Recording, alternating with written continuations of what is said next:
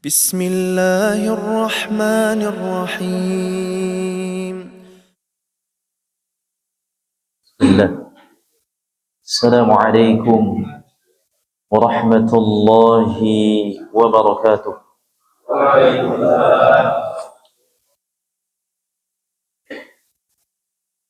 إن الحمد لله نحمده ونستعينه ونستغفره ونعوذ بالله من شرور أنفسنا ومن سيئات أعمالنا. من يهده الله فلا مضل له ومن يضلل فلا هادي له.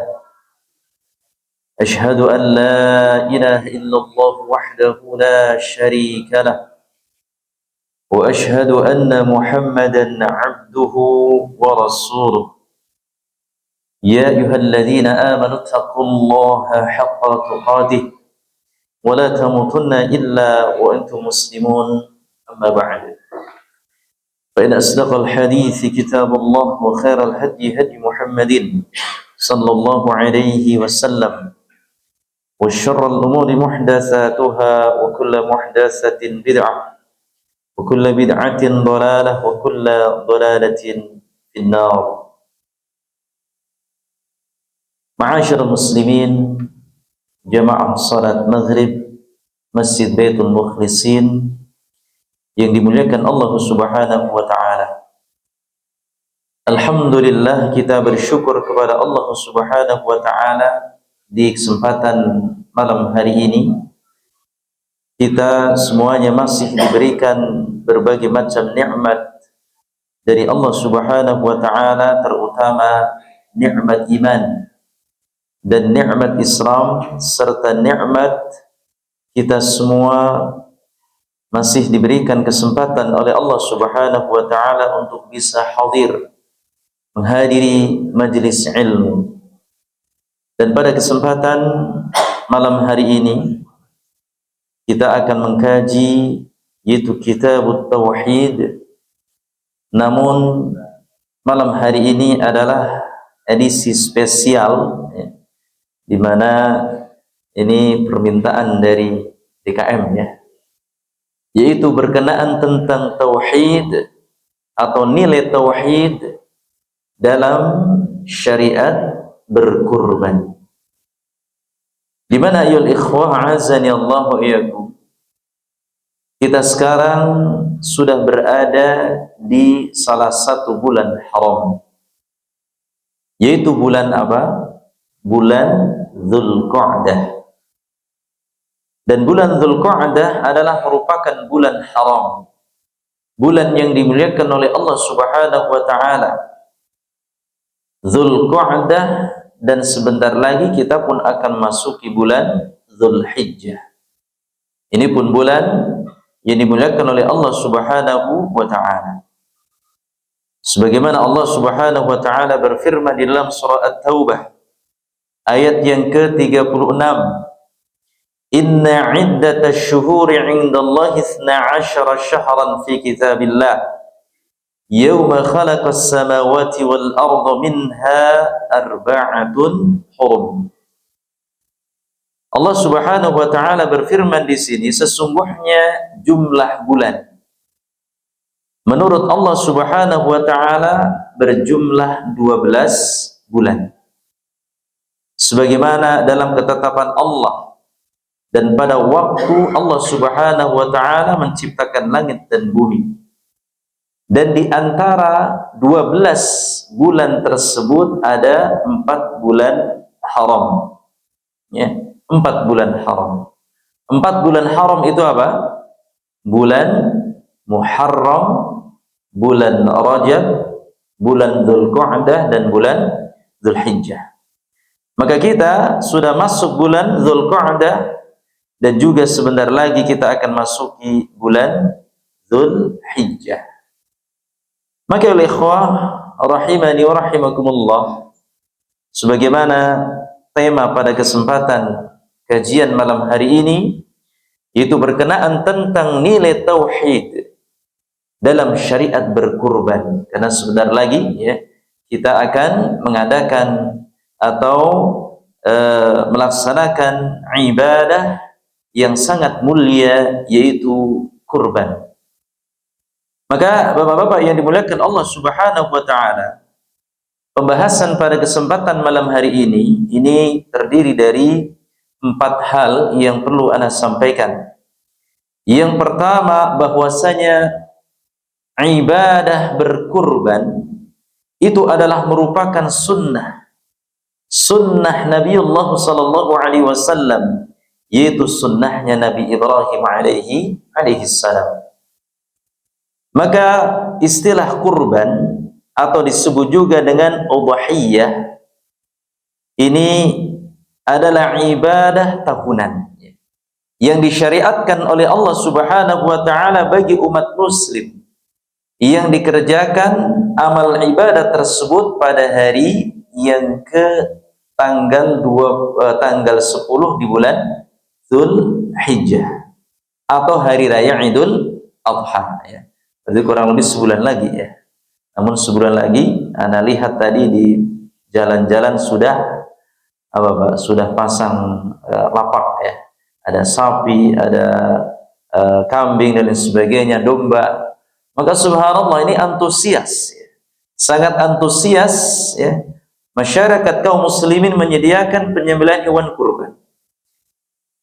Dan penyembelihan hewan kurban di sini tidak hanya pada tanggal 10 di bulan Dzulhijjah. Penyembelihan hewan kurban pun bisa dilaksanakan di hari-hari tasyrik. Ya, di tanggal 11, tanggal 12 dan tanggal 13 di bulan Dzulhijjah. Maka ibadah kurban adalah merupakan ibadah yang sangat mulia dan merupakan syiar di dalam agama yang mulia ini, yaitu agama Islam, dan merupakan ciri khas agama Islam, yaitu menyembelih binatang kurban. Karena ini perintah Allah Subhanahu wa taala, sebagaimana Allah Subhanahu wa taala berfirman di dalam surah Al-Kautsar ayat yang kedua, fassalli li rabbika wanhar, dan dirikanlah salat karena Rabbmu, wanhar, dan berkurbanlah. Jadi Allah Subhanahu wa taala memerintahkan kepada kita untuk menyembelih binatang kurban. Maka di sini Al-Hafidz ya, Ibnu Katsir rahimahullah taala, beliau menyebutkan bahwasanya syariat kurban ini senantiasa dilaksanakan dari masa ke masa setiap umat ini. Sebagaimana beliau mengatakan, lam yazalu dhabhul manasik wa iraqatud damai ala ismallahi masyru'an fi jami'il malal.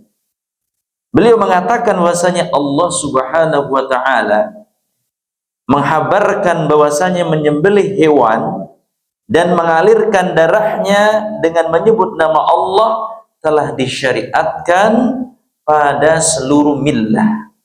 Ya, maka ini menunjukkan ya, sebagaimana Ibnu Abbas radhiyallahu an mengatakan bahwasanya kurban ini bukan hanya sebagai syariat ibadah, akan tetapi kurban di sini menjadi hari raya yang senantiasa dirayakan oleh seluruh kaum muslimin atau seluruh umat di sini.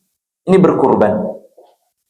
Maka ibadah kurban ini sebetulnya tidak hanya disyariatkan pada Nabi Ibrahim alaihissalam saja atau Nabi Muhammad sallallahu alaihi wasallam saja.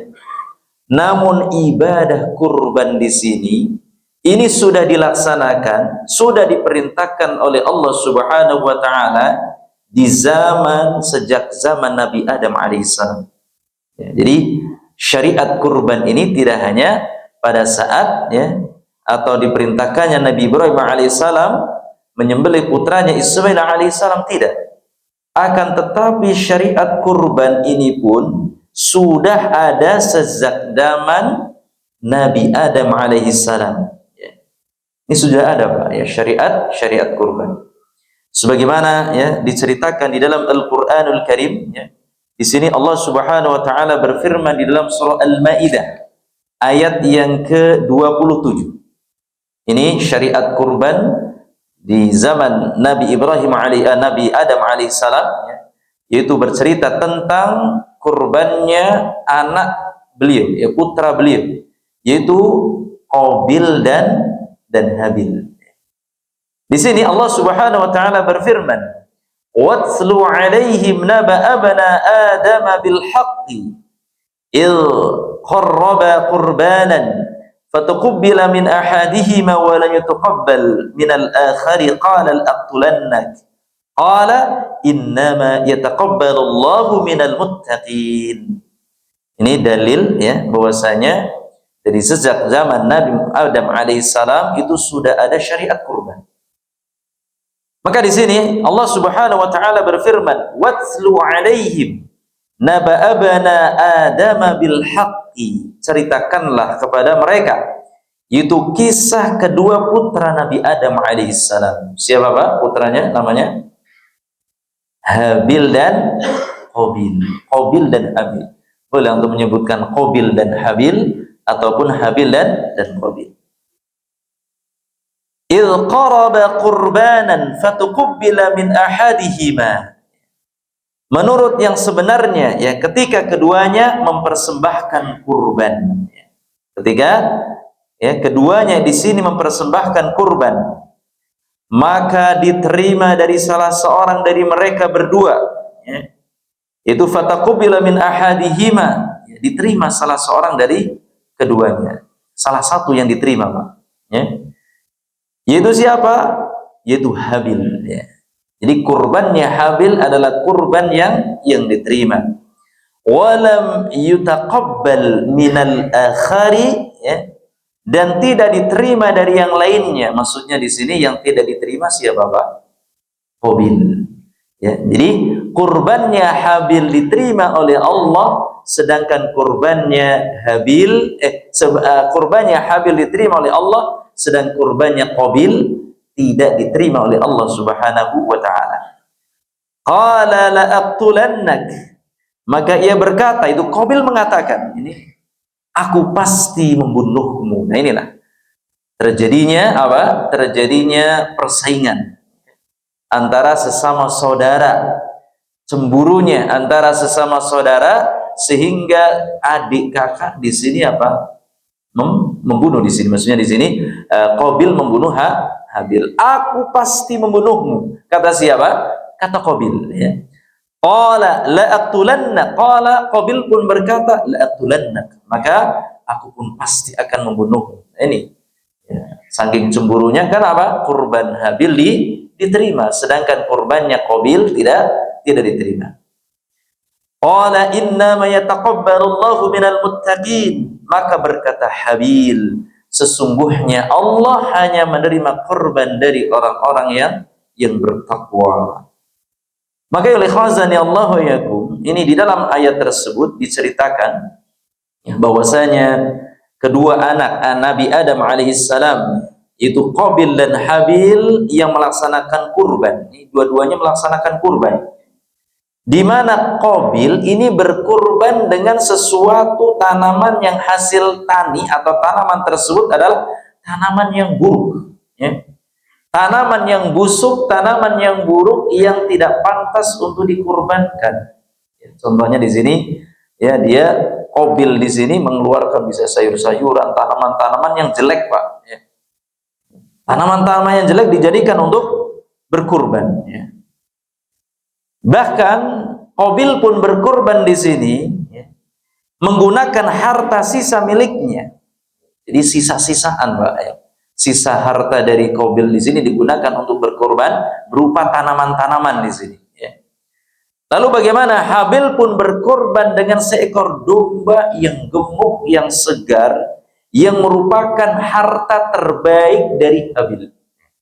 Inilah kurban yang terbaik ya, yang dikeluarkan oleh Habil, putra Nabi Adam alaihissalam.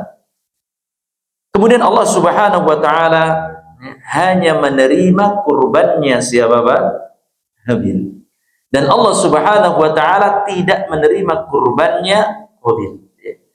Kenapa bisa demikian? Karena kurbannya Qabil adalah kurban yang enggak pantas, Pak.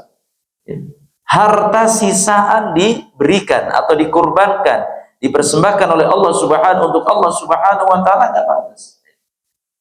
Dan tujuannya bukan apa? Untuk mengeluarkan harta yang terbaik. Akan tetapi apa? Qabil di sini mengeluarkan harta sisa-sisanya. Ini berarti apa? Dalam diri hati Qabil itu memiliki sifat apa, Pak? Pelit di sini. Pelit, kudit, merit, apa? Kucir itu ya. Medit. Ya, seperti halnya apa? Seseorang yang ingin bersedekah. Maka sebaik-baik sedekah adalah harta kita terbaik, itu pahalanya sangat besar. Berbeda dengan Habil. Habil di sini berkurban dengan domba yang gemuk, yang bagus, yang terbaik, yang dipersembahkan untuk Allah Subhanahu wa taala. Maka ya Allah wa yakum, ini syariat kurban sudah diperintahkan oleh Allah Subhanahu wa taala sejak Nabi Adam alaihissalam, yaitu putra kedua Nabi Adam alaihissalam. Maka oleh khazani Allah wa yakum, barulah pada masa Nabi Ibrahim alaihissalam, maka syariat kurban ini semakin disempurnakan. Jadi syariat kurban semakin disempurnakan, yaitu apa? Tatkala beliau diperintahkan oleh Allah Subhanahu wa taala untuk apa? Menyembelih putra kesayangannya, putra tercintanya, putra semata wayangnya, yaitu siapa, Pak? Ismail alaihissalam, ya. Maka Allah Subhanahu wa taala mengabadikan kisah ini pun di dalam Al-Qur'anul Karim. Cerita tentang kurbannya Habil dan Qabil disebutkan dalam surah disebutkan dalam surah apa tadi? Dalam surah Al-Maidah ayat 27. Adapun cerita tentang kurbannya Nabi Ibrahim alaihissalam, ya, bersama Nabi Ismail alaihissalam, ya, antara ayah dan anak di sini. Ayah ingin mengorbankan anaknya, menyembelih anaknya. Ini pun sudah tercatat, ya, di dalam surah As-Saffat, ya. Dari ayat 100 sampai 101, 102, ya, dan 103 sampai 107 itu bercerita tentang apa? Tentang kisah Nabi Ibrahim alaihissalam, ya, yang diperintahkan oleh Allah untuk menyembelih putra kesayangannya Ismail alaihissalam. Maka di dalam kisah Nabi Ibrahim alaihissalam dan kisah Nabi Ismail alaihissalam ini mengandung ketundukan dan kepatuhan yang sangat luar biasa kepada Allah Subhanahu wa taala. Ini ujian, Pak, ya.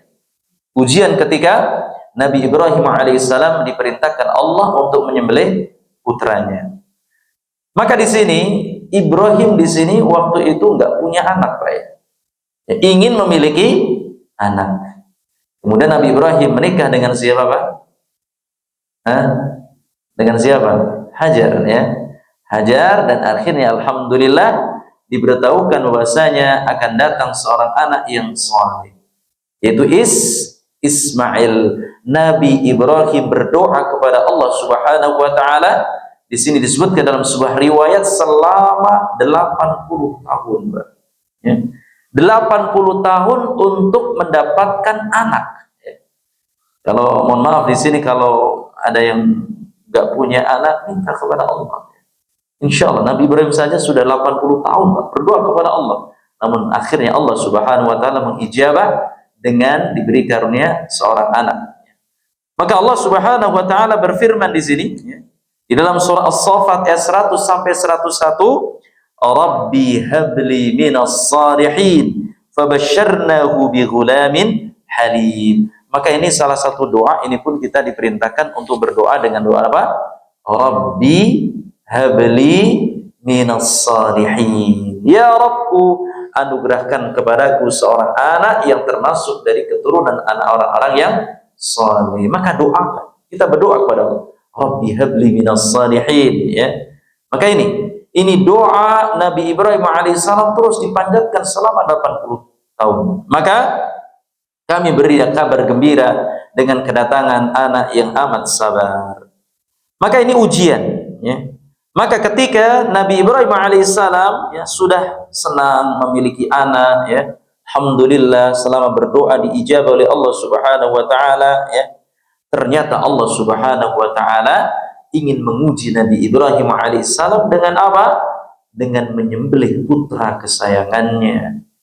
Nah, maka ini kalau ini ujian bagi antum gimana, Pak? nyembelih anaknya.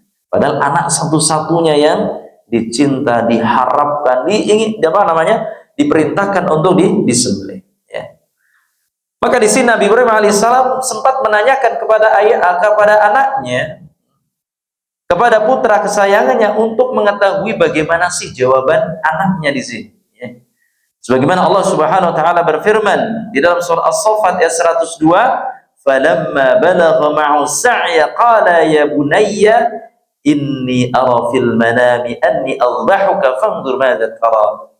Maka tatkala anak itu sampai pada usia sanggup, maksudnya di sini adalah usia sudah mulai meranjak dewasa, bersama dengan Nabi Ibrahim alaihissalam, maka Ibrahim mengatakan, "Wahai anakku, sesungguhnya aku melihat dalam mimpiku aku menyembelihmu." Ya, dalam mimpiku aku telah menyembelihmu. Fanzur madza tara, maka fikirkanlah apa pendapatmu. Ini Nabi Ibrahim menanyakan kepada Ismail alaihissalam. Kemudian Nabi Ismail alaihissalam apa jawabannya? Qala ya abati fa'al ma tu'mar, satajiduni insyaallah minas sabirin. Maka Ismail pun menjawab, wahai ayahku, kerjakanlah apa yang telah diperintahkan kepadamu, insyaallah kamu akan mendapatiku termasuk orang-orang yang bersabar. Maka di sini Nabi Ismail alaihissalam tidak gentar, tidak takut, tidak khawatir, justru apa? Berserah diri. Ya. Ayahnya di sini malah ketar-ketir. Ternyata anaknya di sini anak yang saleh, dia pasrah karena ini adalah perintah Allah Subhanahu wa taala. Maka tatkala keduanya sudah pasrah, ya, falamma aslama wa tallahu lil jabin, tatkala keduanya sudah pasrah dan sudah meletakkan Nabi Ismail alaihissalam, ya, siap untuk disembelih, ya, maka di sini Allah Subhanahu wa taala, ya, berfirman, wa fadainahu bidzabhin azim, dan kami tebus anak itu dengan apa? Dengan domba, ya, atau seekor sembelihan yang sangat besar, domba yang sangat besar. Maka berdasarkan banyak riwayat di sini, ya, berdasarkan riwayat di sini, apa hubungannya dombanya Habil dengan domba yang disembelih Nabi Ibrahim alaihissalam? Maka disebutkan banyak riwayat setelah Allah Subhanahu wa taala menerima domba kurbannya Habil, ya. Ini ada kaitannya, Pak, cerita tentang Habil dan Habil, ya. Habil menyembelih dengan seekor domba yang sangat bagus, maka dombanya Habil, ya, maka domba tersebut disimpan di surga. Disimpan di surga. Jadi dombanya Habil yang disembelih dipersembahkan untuk Allah Subhanahu wa taala, maka domba itu disimpan di surga sampai diturunkan kembali ke dunia untuk disembelih oleh siapa? Nabi Ibrahim alaihissalam. Nah, ini. Jadi domba yang disembelih Nabi Ibrahim alaihissalam adalah domba yang didatangkan dari surga, dan domba itu adalah dombanya siapa? Habil.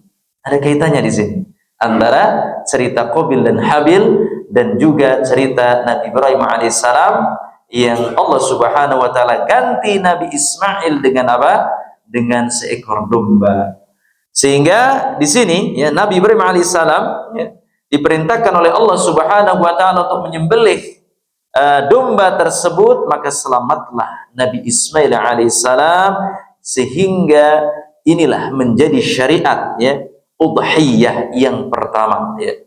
Udhiyah yang pertama yaitu penyembelihan binatang kurban. Syariat sempurna, maksudnya disempurnakan oleh Nabi Ibrahim alaihissalam. Oleh karena itu ibadah udhiyah, ya, ibadah kurban di sini disebutkan oleh Nabi yang mulia sallallahu alaihi wasallam sebagai ibadah sunnahnya Nabi Ibrahim alaihissalam, ya, dan diteruskan oleh Nabi Muhammad sallallahu alaihi wasallam. Maka ini, ya, ini dari kisah antara Habil dan Qabil, kisahnya Nabi Ibrahim alaihissalam dan juga Nabi Ismail alaihissalam, dan Rasulullah sallallahu alaihi wasallam menguatkan bahwasanya udhiyah, berkurban, adalah sunnahnya, millahnya Nabi Ibrahim alaihissalam. Zaid bin Arqam menuturkan, maka aku bertanya, wahai Rasulullah, apakah udhiyah itu? Ya, Zaid bin Arqam mengatakan kepada Rasulullah, apakah udhiyah itu? Maka beliau pun menjawab, sunnatun abikum Ibrahim, itu sunnah bapak kalian, yaitu Ibrahim alaihi salam. Maka ini adalah merupakan kisah yang sangat masyhur, ya. Namun kisah tentang Habil dan Qabil sudah pernah mendengar belum, Pak? Sudah, ya? Sudah, Pak. Nah, kita tinggal murojaah, ya. Baik. Ada yang sudah mendengar, ada yang belum? Ada yang belum, Pak. Berarti kalau belum baru kali ini, ya. Nah, ternyata dombanya yang disembelih Nabi Ibrahim adalah dombanya siapa? Habil, ya. Habil. Baik. Maka ini sunnahnya, milahnya Nabi Ibrahim alaihissalam. Lalu apa kaitannya dengan tauhidullah? Apa kaitannya dengan kita mentauhidkan Allah Subhanahu wa taala? Apa yang terkandung di dalam nilai-nilai tauhidullah di dalam ibadah berkurban? Maka dari dua kisah awal tersebut, ya, kisah, ya, yang sudah saya sampaikan tadi adalah merupakan awal mula disyariatkannya ibadah kurban. Maka disimpulkan bahwasanya ibadah kurban ini sangat erat kaitannya dengan tauhid, Pak. Ya, sangat erat kaitannya dengan tauhidullah seseorang hamba kepada Allah Subhanahu wa taala. Ya. Di mana Habil, ya, dengan ikhlas betul-betul mempersembahkan kurbannya kepada Allah Subhanahu wa taala dengan harta yang terbaik, dengan domba yang terbaik gemuk, ya, untuk disembelih, ya. Begitu juga Nabi Ibrahim alaihissalam tidak tanggung-tanggung diperintahkan oleh Allah untuk menyembelih putra kesayangannya. Ini enggak main-main, untuk disembelih, ya. Maka ini untuk apa? Mentaati perintah Allah Subhanahu wa taala. Berarti apa? Mentauhidkan Allah. Perintah Allah Subhanahu wa taala. Maka keikhlasan seseorang hamba ini terwujud ketika seseorang itu melaksanakan udhiyah, melaksanakan penyembelihan binatang kurban. Maka dari esensi berkurban ini membuktikan seseorang itu, ya, adalah mentauhidkan Allah Subhanahu wa taala, baik tauhid rububiyah, uluhiyah, dan asma wa sifat. Jadi, ya, keikhlasan seorang hamba terwujud jika ia benar-benar betul memahami tentang rububiyah dan asma wa sifat Allah. Sedangkan ketundukan seorang hamba, tunduk, pasrah, redha, ya, itu terkandung dalam tauhid uluhiyah. Maka syariat kurban mengandung nilai tauhid, ya, yang harus direalisasikan seorang hamba. Hamba yang mentauhidkan Allah Subhanahu wa taala, maka itulah hamba-hamba yang betul-betul ikhlas, tunduk, patuh terhadap perintah Allah Subhanahu wa taala, itu hamba-hamba yang mentauhidkan Allah Rabbul Alamin. Maka ya ikhwazani Allah wa iyyakum, ya. Di sini Allah Subhanahu wa taala berfirman di dalam surah Al-Hajj ayat 34. Wa likulli ummatin ja'alna mansakan liyadhkuru ismallah ala ma razaqahum min bahimatil an'am. Fa ilahukum ilahu wahidun falau aslimu wa basyiril mukhbitin. Dan bagi setiap umat kami syariatkan penyembelihan kurban agar mereka menyebut nama Allah atas rizki yang dikaruniai Allah kepada mereka berupa hewan ternak. Maka Rabb kalian adalah Rabb yang Maha Esa. Karena itu berserah dirilah kepadanya dan sampaikanlah Muhammad kabar gembira kepada orang-orang yang tunduk patuh kepada Allah Subhanahu wa taala. Maka ikhwazani Allah wa iyyakum, dengan kita berkurban, menyembelih binatang kurban, berarti kita termasuk hamba-hamba Allah yang ikhlas, tunduk, patuh kepada Allah. Dan ini adalah wujud dari nilai tauhidullah, mentauhidkan Allah Subhanahu wa taala. Kemudian dari penyembelihan binatang kurban inilah maka akan tercipta nilai tauhid rububiyah dan nilai tauhid asma wa sifat. Ini yang pertama. Yang pertama, kenapa di sini disebutkan bahwasanya kurban itu termasuk bagian dari nilai tauhid rububiyah dan tauhid asma wa sifat. Maka yang pertama harus kita yakini bahwasanya Allah Subhanahu wa taala itu berbeda dengan makhluknya, Pak. Sama enggak antara kita dengan Allah? Sama tidak? Tidak akan sama, ya. Tidak akan sama antara Allah Subhanahu wa taala dan makhluknya. Begitu juga dengan sifat-sifatnya. Maka melaksanakan penyembelihan binatang kurban ini sangat berbeda dengan ritual mempersembahkan sesajen-sesajen. Ya. Ini berbeda antara kurban dengan mempersembahkan sajen-sajen, itu berbeda, ya. Maka mempersembahkan sesajen kepada Tuhan-Tuhan selain Allah, jika sesajen itu diniatkan agar dikonsumsi oleh siapa, Pak? Sesajen itu oleh Tuhan-Tuhan mereka. Itu orang-orang yang memberikan sesajen, ya, contohnya sesajen apa, Pak? Malam Jumat Kliwon. Di situ diberikan sesajen untuk siapa, Pak? Arwah-arwah yang gentayangan gitu, atau jin-jin yang ada di pepohonan-pepohonan. Nah, maka sesajen itu tujuannya untuk siapa? Untuk arwah, untuk penghuni katanya di situ, ya. Maka ini konsumsinya kepada siapa? Tuhan-Tuhan mereka atau berhala-berhala mereka, ya, sebagaimana berhala-berhala, ya, ketika Nabi Ibrahim alaihissalam menghancurkan berhala-berhala.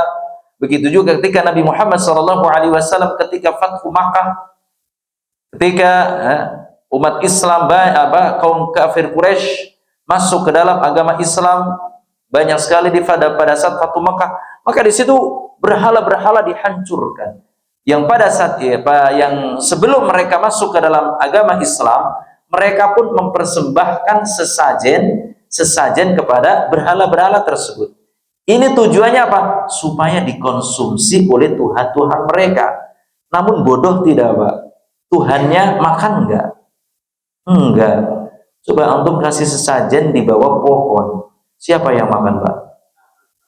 Nah, enggak, paling kalau orang biasanya di kampung ngasih sesajen di mana? Di pohon yang besar. Ya, sekelilingnya kan sawah gitu, ya. Dimakan siapa? Ya sudah, petani yang lewat di situ ambil saja. Ya, masalah. Maka di sini sesajen tujuannya diberikan kepada Tuhan-Tuhan mereka. Yang berarti ini mereka menyamakan antara Tuhan dengan makhluknya. Makhluk yang lemah. Kenapa? Karena butuhkan makanan di sini. Sedangkan ibadah kurban dilaksanakan hanya sebagai bentuk ketaatan seorang hamba kepada siapa? Allah Subhanahu wa taala. Diberikan atau ditujukan kepada Allah Subhanahu wa taala, kemudian ketika kurban tersebut niat lillahi taala, kemudian dagingnya dimakan siapa? Nah, kurban dagingnya siapa? Ya, manusia kita yang kurban, ya. Apakah daging kurban tersebut dimakan oleh Allah? Lah. Allah tidak makan daging kurban. Akan tetapi apa? Yang makan daging kurban adalah yang berkurban tersebut, yang berkurban, kemudian orang-orang yang menyaksikan, kemudian dibagi ke tetangga, saudara-saudara, bahkan kita boleh menyimpan dagingnya ketika sudah disembelih. Maka ini membuktikan bahwasanya Allah itu enggak butuh terhadap dagingnya. Yang dibutuhkan apa? Keikhlasan. Yang dibutuhkan adalah ketundukan hamba kepada Allah Rabbul Alamin. Betul-betul tunduk, patuh, pasrah. Ini perintah Allah yang sudah jalankan. Fasalli li rabbika wanhar. Maka dirikanlah salat karena Rabbmu dan berkurbanlah. Kita niat kurban karena Allah. Maka sudah, ketika sudah disembelih, ya, bismillahi wallahu akbar, khalas, ya. Maka ini dagingnya dibagikan. Baik. Maka oleh hazani Allah wa yakum, ya. Allah Subhanahu wa taala tidak membutuhkan pemberian apalagi makanan, karena Allah Subhanahu wa taala Maha Kuasa. Ini menunjukkan tauhid rububiyahnya di sini, Pak. Allah Subhanahu wa taala yang menciptakan hewan, menciptakan binatang, menciptakan manusia, Allah. Maka nggak butuh Allah Subhanahu wa taala terhadap ciptaannya ini, ya, berupa hewan-hewan tadi. Tidak membutuhkan makhluk apapun untuk membantunya hidup. Allah Subhanahu wa taala berfirman, "Ma uridu minhum min rizqin wa ma uridu an yut'imun." Az-Zariyat ayat 57. Aku tidak menginginkan pemberian dari mereka dan tidak pula aku ingin diberi makanan oleh mereka. Allah nggak butuh, ya. Yang butuh siapa, Pak? Kita manusia. Maka sangat bodoh seseorang yang mempersembahkan kepala kerbau dihanyutkan kemana? Ke pantai Laut Selatan, ya. Ke Kiai Slamet dipoto, di apa namanya? Disembelih kemudian dipersembahkan untuk sesajen-sesajen. Ini bodoh, ya. Yang ditujukan kepada siapa? Ya, katanya begini-begini, maka bukan seperti ini. Penyembelihan yang haram, penyembelihan yang termasuk syirik. Baik. Maka di dalam ayat yang lain Allah Subhanahu wa taala dengan tegas di dalam surah Al-Hajj ayat 37, lan yanalallaha luhumuha wala dima'uha walakin yanaluhu taqwa minkum kadzalika sakharaha lakum litukabbirullaha ala ma hadakum wa basyiril muhsinin. Daging-daging unta dan darahnya itu, atau daging-daging kurban dan darahnya itu sekali-kali tidak dapat mencapai keridhaan Allah. Dagingnya, apa namanya, darahnya tidak dapat mencapai keridhaan Allah, tetapi yang menjadikan seseorang itu sampai kepada Allah, apanya, Pak? Ketakwaan. Yang menjadikan diterimanya suatu amalan ibadah itu karena apa? Karena ketakwaan dari kamulah yang dapat mencapainya. Dari takwa apa? Menjalankan perintah Allah, ya. Menjalankan perintah Allah berupa apa? Berkurban. Perintah Allah jalankan. Tentang masalah dagingnya, sudah silakan dibagi, ya. Allah nggak butuh. Yang penting kamu taat atau enggak. Sebagaimana Nabi Ibrahim alaihissalam diperintahkan untuk menyembelih putranya, taat atau enggak? Ketika mentaati, ikhlas kedua-duanya, maka berarti Allah menguji, dan alhamdulillah ujian yang sangat besar, berat, namun mereka lolos ujian dan Allah memberikan apa? Ganti berupa seekor domba. Maka demikian Allah telah menundukkannya untuk kamu supaya kamu mengagukan Allah terhadap hidayahnya kepadamu, dan berilah kabar gembira kepada orang-orang yang berbuat baik. Maka ini ikhwan, ya, yang tercantum dalam tauhid rububiyah. Kemudian yang kedua, maka harus kita yakini bahwasanya Allah Subhanahu wa taala adalah seorang Rabb, bahwasanya Allah Subhanahu wa taala adalah Rabb Ar-Razzaq. Apa itu Ar-Razzaq? Yang maha pemberi rizki.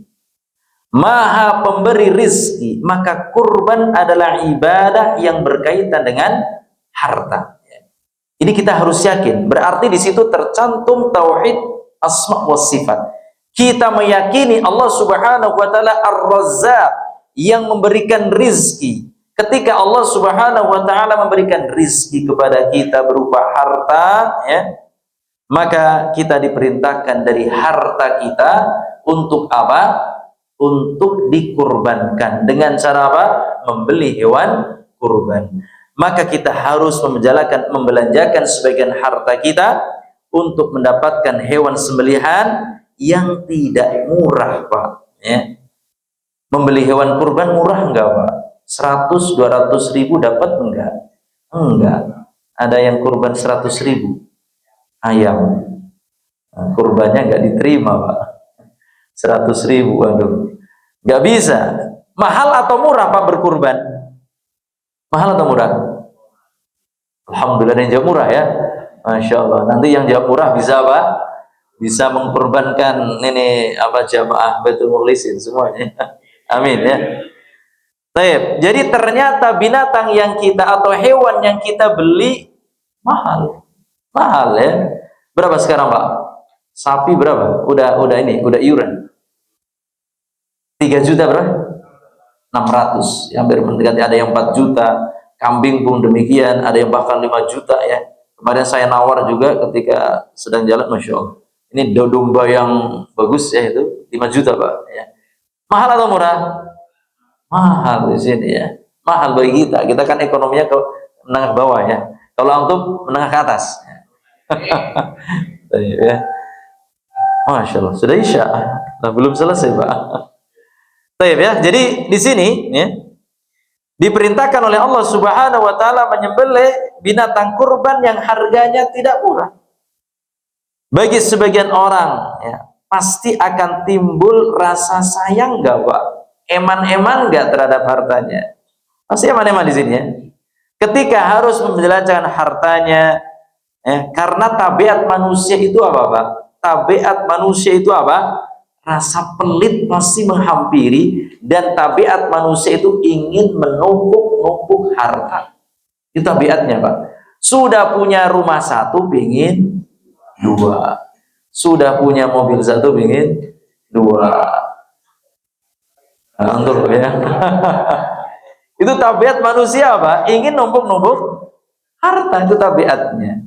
Sehingga ketika diperintahkan untuk menyembelih binatang kurban, bagi orang yang mentauhidkan Allah, ini rizki dari Allah ya, ini datangnya dari Allah, maka dengan tunduk patuh dia akan apa? Pasrah.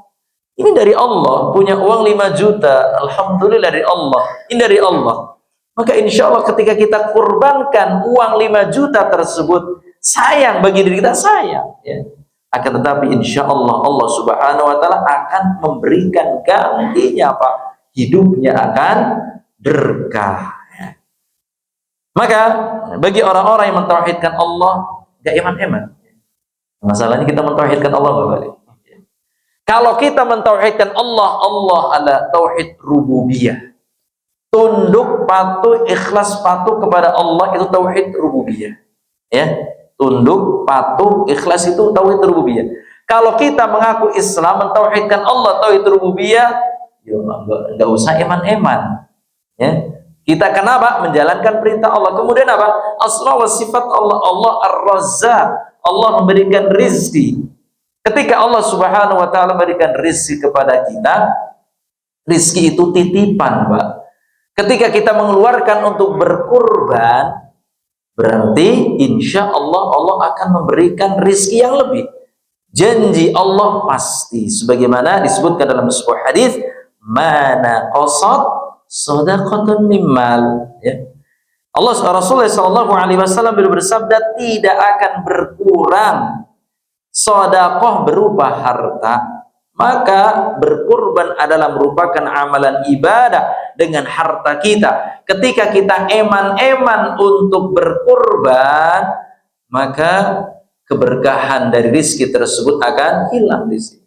Namun kalau kita punya uang, dikumpulkan setahun, tahun kemarin sampai tahun sekarang, alhamdulillah dapat 3.600.000, nah, langsung disetorkan ke panitia kurban Baitul Mukhlisin, alhamdulillah. Jadi itu Pak, nggak berkurang Pak harta kita.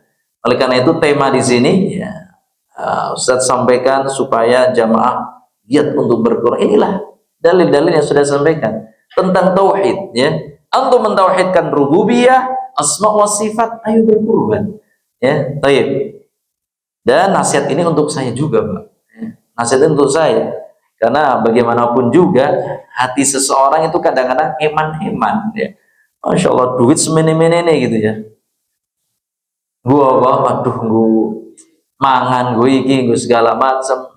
Akhirnya apa? Nggak jadi kurban. Terus seperti itu tiap tahun. Ya, maka dirubah mindset kita Pak. Semakin kita mengeluarkan uang untuk membeli binatang kurban, maka insya Allah setelah kurban rizki akan mengalir. Pingin nggak Pak? Lanjutkan kurban sekarang, tahun sekarang, maka tahun yang kemarin kurban, kita kurban terus setiap tahun. Maka inilah nilai yang terkandung dari tauhid rububiyah dan asma wa sifat. Kemudian yang terakhir adalah tauhid uluhiyah. Dalam syariat kurban terkandung beberapa nilai tauhid uluhiyah. Yang pertama, tunduk patuh terhadap segala syariat Allah Subhanahu wa taala adalah merupakan ya bukti kita mentauhidkan Allah Subhanahu wa taala dengan tauhid uluhiyah. Tauhid uluhiyah itu apa? Menyembah hanya kepada Allah, meminta kepada Allah. Allah Subhanahu wa taala berfirman, qul inna salati wa nusuki wa mahyaya wa mamati lillahi rabbil alamin. Katakanlah, sesungguhnya sembahyangku, salatku, sembelihanku, ibadahku, hidup dan matiku itu lillahi rabbil alamin, untuk Allah, Rabb semesta alam. Maka kalau kita doa dengan doa iftitah, kan ada ini kan ya, inna salati wa nusuki wa mahyaya wa mamati lillahi rabbil alamin. Ya sudah, di situ sudah disebutkan sesungguhnya salatku, wa nusuki, sembelihanku, kurbanku. Nah, ini sudah tertanam dalam diri antum setiap sholat. Realisasikan, jangan cuma di mulut saja. Sudah mengatakan sembelihanku, sembelih ketika hari raya Idul Adha. Sekali lagi, kalau memiliki kemampuan. Ya. Bagaimana Ustaz nggak mampu? Masalahnya antum nggak ada niat. Ya, kalau niatnya betul-betul, tekadnya kuat, insya Allah dalam setahun ini bisa nggak beli nabung gitu lah. Ada tabungan kurban Pak? Belum ada.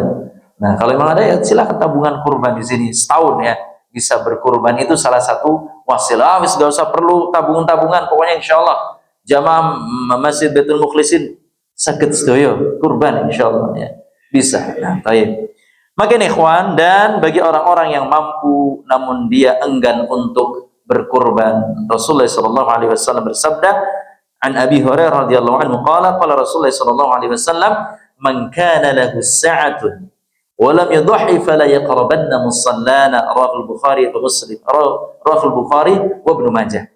Di sini Rasulullah sallallahu alaihi wasallam bersabda, barang siapa yang ada kelapangan, punya rizki ya, keluasan rizki namun tidak berkurban, maka janganlah ia dekat ke tempat sholat kami. Maksudnya apa? Jangan dekat-dekat ke tempat sholat Idul Adha. Sana pergi sana. Punya uang eman-eman ditumpuk neng bank. Ya. Maka apa? Sana, nggak perlu. Ini maksudnya ancaman keras.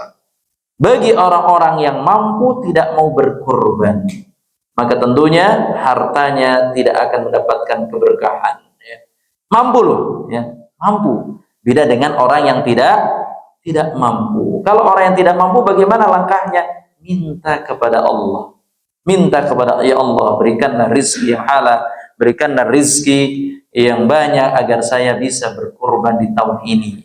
Doa ya. Masih ada waktu berapa? Sebulan lagi ya. Minta kepada Allah. Minta, ya Allah, mudahkanlah, berikan rizki agar saya bisa berkurban di Masjid Baitul Mukhlisin. Seperti itu Pak ya. Maka ya ikhwazani Allah yakum, inilah nilai tauhid dalam syariat kurban, yaitu nilai tauhid dalam tauhid rububiyah, menandakan bahwasanya kita tunduk, pasrah, patuh kepada Allah Subhanahu wa taala yang menciptakan kita.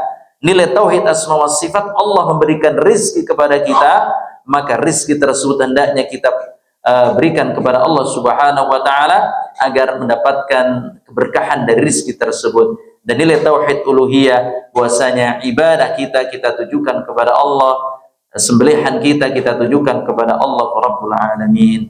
Maka ini Bapak-bapak yang dimuliakan Allah Subhanahu wa taala, kajian singkat padat ya, namun insyaallah memberikan faedah bagaimana agar kita senantiasa mentauhidkan Allah di dalam syariat berkurban. Kurang satu bulan lagi kita berkurban, maka persiap-siapkanlah harta yang terbaik ya. Seperti siapa? Seperti Habil, hartanya diterima oleh Allah Subhanahu wa taala, bukan Qabil. Maka kalau ada yang kurban di sini kurbannya cacat semua, berarti Qabil dia. Berarti tidak diterima. Jadilah Habil yang apa? Berkurban dengan domba yang apa? Domba yang segar, yang bagus, sehingga diterima oleh Allah Subhanahu wa taala. Demikian ayyuhal ikhwazani Allah yakum yang bisa saya sampaikan, karena waktu sudah isya. Berapa menit lagi? Sudah habis. Baik, 5 menit lagi komat ya. Baik, demikian, ada pertanyaan? Cukup? Cukup ya. Insyaallah nanti kita akan ketemu lagi di bulan Dzulhijjah, insyaallah. Baik, demikian kita tutup kajian kita dengan doa kafaratul majlis. Subhanakallahumma wa bihamdika asyhadu an la ilaha illa anta astaghfiruka wa atubu ilaik. Assalamualaikum warahmatullahi wabarakatuh.